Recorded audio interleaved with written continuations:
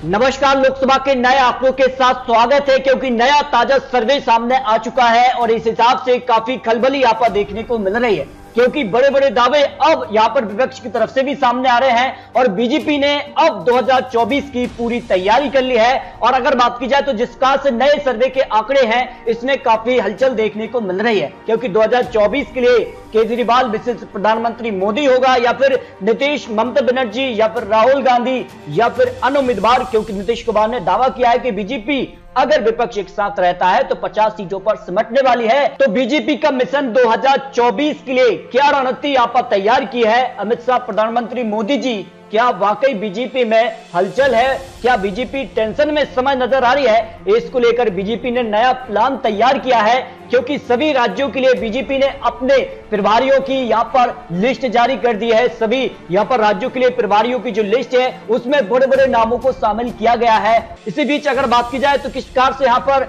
अरविंद केजरीवाल है या फिर राहुल गांधी, नीतीश कुमार क्या एकजुट होकर ही चुनाव लड़ेंगे या फिर पीएम के यहाँ पर चेहरे को लेकर आपसी तालमेल नहीं बैठेगा, तो इसका फायदा सीधे तौर पर बीजेपी को हो सकता है। इस हिसाब से 2024 में हैट्रिक या वनवास पर गई कांग्रेस की वापसी होगी। इसको लेकर 5 बड़ी एजेंसियों के ओपिनियन पोल के आंकड़े भी सामने आ चुके हैं। 2024 की तैयारी पूरी हो चुकी है, तो इस हिसाब से नए आंकड़े क्या निकल रहे हैं। अगर बात की जाए दिल्ली की 7 सीटों में से तो बीजेपी 6 सीट, जबकि आम आदमी पार्टी 1 सीट यहां पर जीत सकती है। यहां पर सभी 7 सीटों पर बीजेपी का जीत यहां पर लगभग तय मानी जा रही है। और अगर बात की जाए तो पश्चिम बंगाल की 42 सीटें काफी महत्वपूर्ण हो जाती हैं ममता बनर्जी के लिए, जो कि पीएम का यहां पर दावा रख रही है कि पीएम बन सकती है 2024 के लिए, तो बीजेपी 17 सीटों पर आ सकती है।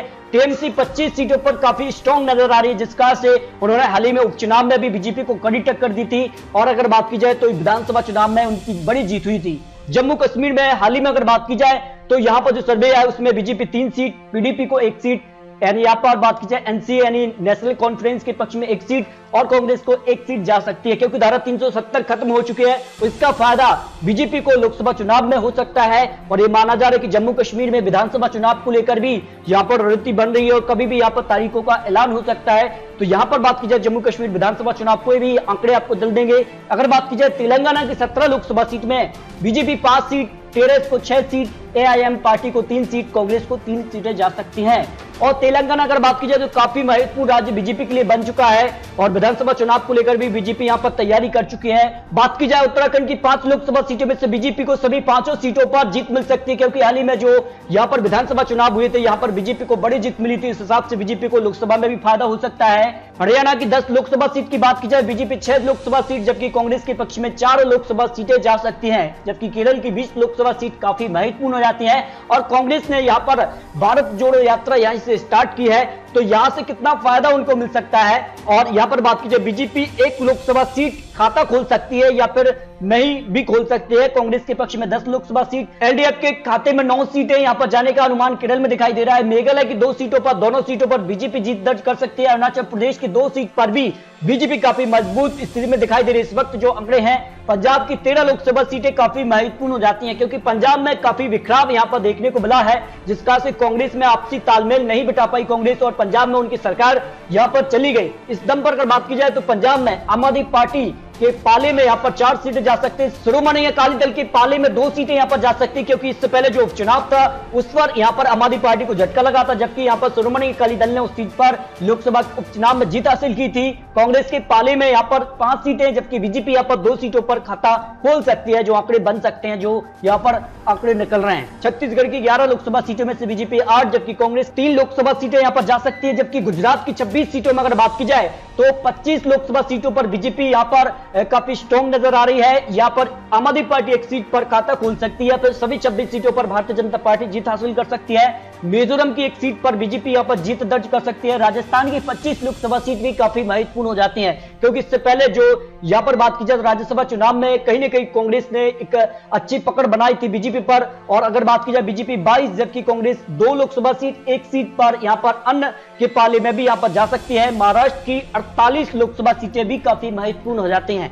क्योंकि महाराष्ट्र में जिस कार से बड़ा बवाल देखने को मिला था, महाराष्ट्र में यहां पर अब शिवसेना बिखर चुकी है, उसका फायदा बीजेपी को मिला। बीजेपी अब महाराष्ट्र में सरकार में है, इस कारण बीजेपी को 31 लोकसभा सीटें, कांग्रेस को 5, एलसीपी के खाते में 8, जबकि शिवसेना केवल 4 लोकसभा सीटों पर ही सिमट सकती है, जो आंकड़े हो सकते हैं। हिमाचल प्रदेश की 4 लोकसभा सीटों में बीजेपी 3, जबकि कांग्रेस के पक्ष में 1 लोकसभा सीट जा सकती है। लक्षद्वीप की 1 सीट पर यहां पर कांग्रेस को जीत मिलने की संभावना हो सकती है। सिक्किम की 1 लोकसभा सीट पर बीजेपी यहां पर खाता खोल सकती है। गोवा की 2 लोकसभा सीटें भी काफी महत्वपूर्ण हो जाती हैं। गोवा की 2 लोकसभा सीट पर बीजेपी यहां पर जीत दर्ज कर सकती है। त्रिपुरा की 2 लोकसभा सीटों में भी बीजेपी काफी मजबूत स्थिति दिखाई दे रही है। असम की 14 लोकसभा सीटें काफी महत्वपूर्ण हो जाती हैं और यहां पर बीजेपी 12, जबकि यहां पर एआईडीएफ 1 सीट पर कांग्रेस जीत हासिल कर सकती है। बिहार की 40 लोकसभा सीटें काफी निर्णायक हो सकती है, क्योंकि माना जाता है कि बिहार और उत्तर प्रदेश से ही केंद्र की ओर जाता है रास्ता, और बिहार में जिस कहां से बड़ा बवाल देखने को मिला,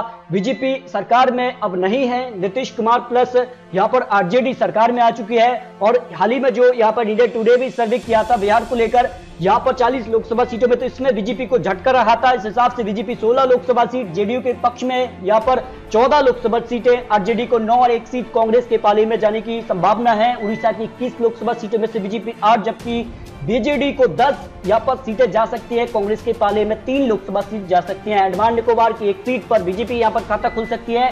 मणिपुर की 2 लोकसभा सीटों में से 1 सीट बीजेपी और 1 सीट यहां पर कांग्रेस के पक्ष में जा सकती है। आंध्र प्रदेश की 25 लोकसभा सीट की बात की जाए तो बीजेपी को यहां पर 8 लोकसभा सीट, जबकि वाईएसआर के पक्ष में 10 और टीडीपी को यहां पर 3 और कांग्रेस के पक्ष में 4 लोकसभा सीट जाने का अनुमान यहां पर दिखाई दे रहा है। तमिलनाडु की 39 लोकसभा सीटों में से बीजेपी 3, जबकि डीएम के पक्ष में 15, जो कि यहां पर बात की जाए, और एआईडीएम के पक्ष में 15 और यहां पर कांग्रेस के पक्ष में 4 लोकसभा सीट, अन्य की बात की जाए 2 लोकसभा सीट अन्य के पक्ष में भी जा सकती है। यानी तमिलनाडु भी काफी निर्णायक यहां पर हो सकता है। किसके पाले किसको समर्थन करेंगे, ये काफी महत्वपूर्ण हो जाता है। और उत्तर प्रदेश, जो कि माना जाता है कि केंद्र की ओर रास्ता यहीं से होकर जाता है, और जिस कारण से उत्तर प्रदेश विधानसभा चुनाव में भारतीय जनता पार्टी को फायदा मिला था, और ये फायदा कहीं न कहीं लोकसभा में भी दिखाई दे रहा है। बीजेपी 70 सीटों पर यहां पर आ सकती है, समाजवादी पार्टी 7, जबकि बीएसपी को 2 सीटें, 1 सीट पर कांग्रेस भी खाता खोल सकती है। उत्तर प्रदेश को लेकर जो आंकड़े हो सकते हैं, चंडीगढ़ की 1 लोकसभा सीट पर बीजेपी को जीत मिल सकती है। कर्नाटक की 28 लोकसभा सीट की बात की जाए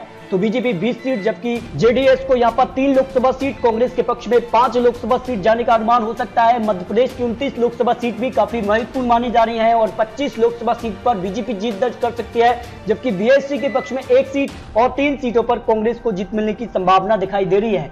झारखंड की 14 लोकसभा सीट की अगर बात की जाए तो बीजेपी को यहां पर 9 सीट, जेएमएम को 3 सीट, कांग्रेस के पक्ष में 2 लोकसभा सीट जा सकती है। इस तरह से अगर बात की जाए तो सभी 543 सीटों के लिए जो पहला ओपिनियन पोल है, क्योंकि 5 ओपिनियन पोल लेटेस्ट सामने आ चुके हैं, पहले ओपिनियन पोल में एनडीए 300 से ज्यादा सीटें यहां पर प्राप्त करता नजर आ रहा है। इस हिसाब से एनडीए पूर्ण बहुमत में आ सकता है। अगर आज चुनाव हो जाते हैं लोकसभा की 543 सीटों पर, आंकड़ा बढ़ भी सकता है, लेकिन फिलहाल जो बहुमत का आंकड़ा है उससे काफी आगे एनडीए दिखाई दे रहा है। यूपी की बात की जाए तो 118 से 120 सीटों तक यहां पर यूपीए पहुंच रहा है। अदर की बात की जाए तो अदर में अगर बात की जाए तो किस प्रकार से अदर में आम आदमी पार्टी या फिर शिवसेना आती है, तो उसके बाद यह आंकड़ा बढ़ सकता है, या फिर वो यूपीए में जाते हैं तो फिर यूपीए का आंकड़ा भी बढ़ सकता है। अगर बात की जाए तो हाल ही में टाइम्स नाउ यहाँ पर नवभारत ने ओपिनियन पोल जारी किया है, इसमें अगर बात की जाए तो बीजेपी को यहाँ पर 292 से लेकर 312 सीटें बीजेपी के पक्ष में यानी एनडीए के पक्ष में दिखाई दे रही है। इस हिसाब से एनडीए लोकसभा की 543 सीटों पर पूर्ण बहुमत 272 का पार करती नजर आ रही है, यानी यहाँ पर हैट्रिक की तरफ प्रधानमंत्री मोदी जी बढ़ सकते हैं, जबकि कांग्रेस यहाँ पर 118 से 138 सीटों पर सिमट सकती है। टीएमसी यहाँ पर 27 से 31 सीट, वाईएसआर के पक्ष में अगर बात की जाए 17 से 23 सीट, आम आदमी पार्टी 8 से 12 सीट, टीआरएस के पक्ष में 6 से 10 सीट जा सकती हैं। अगर बात की जाए इंडिया टुडे सी वोटर ने जो सर्वे जारी किया है, इस हिसाब से एनडीए 286 सीटों पर आ सकता है, यूपीए 146 और अन्य की बात की जाए तो अन्य 131 सीटों पर आता है। लेकिन सवाल यह है कि यूपीए में क्या आम आदमी पार्टी, शिवसेना, टीडीपी है, समाजवादी पार्टी, बीएसपी या फिर जो अन्य जो यहाँ पर बात कीजिए दक्षिण भारत के राज्य जाते हैं, क्या उनका समर्थन यूपीए को मिलेगा, तो फिर ये आंकड़ा बढ़ सकता है। इसके अलावा इंडिया टीवी मेट्राइज के भी आंकड़े सामने आ चुके हैं। इसमें अगर बात की जाए तो एनडीए 362 का आंकड़ा प्राप्त कर सकता है, आज चुनाव होते हैं, जबकि यूपीए के पक्ष में 97 सीटें अन्य की बात की जाए तो 84 सीटें अन्य के पक्ष में आ सकती हैं। यानी काफी उलटफेर देखने को मिल रहा है, लेकिन एक साफ संकेत जाता है कि 2024 के लिए प्रधानमंत्री मोदी जी पूर्ण बहुमत से एक बार फिर से प्रधानमंत्री बन सकते हैं। तो दोस्तों 543 सीटों पर ये आंकड़े निकलकर सामने आते हैं कि एनडीए पूर्ण बहुमत से एक बार फिर से 2024 में सरकार बना सकती है। अगर बात की जाए तो विपक्ष एक साथ आता है तो फिर कहीं ना कहीं एनडीए को नुकसान भी हो रहा है, जिसका से यहां पर बिहार में नीतीश कुमार सरकार से हटी और बीजेपी को बिहार में झटका लग रहा है। इस हिसाब से अगर विपक्ष एक साथ आता है तो फिर यूपीए की क्या वापसी होगी या फिर नहीं, इस पर अपनी राय रखिए। क्या अन्य में यहां पर बात की जाए तो क्या केजरीवाल या फिर ममता बनर्जी या फिर नीतीश कुमार आखिर कौन प्रधानमंत्री मोदी जी को टक्कर दे सकते हैं, इस पर भी राय रख सकते हैं, क्योंकि ये तो चुनावी आंकड़े, चुनावी अनुमान है। आने वाले वक्त में किस प्रकार के यहाँ पर चुनावी वादे होते हैं, चुनावी हलचल पैदा होती है, काफी महत्वपूर्ण हो जाता है। क्या विपक्ष के एक साथ यहाँ पर महागठबंधन बनेगा या फिर नहीं, ये काफी महत्वपूर्ण है। तो फिलहाल अपने राय कमेंट बॉक्स में जरूर रखिए। 2024 में क्या एक बार फिर से प्रधानमंत्री मोदी जी हैट्रिक की तरफ बढ़ेंगे या फिर वनवास पर गई कांग्रेस की हो सकती है वापसी, तो इस पर राय रखिए। मिलते हैं सटीक महत्वपूर्ण विश्लेषण के साथ, तब तक के लिए जय हिंद, जय भारत।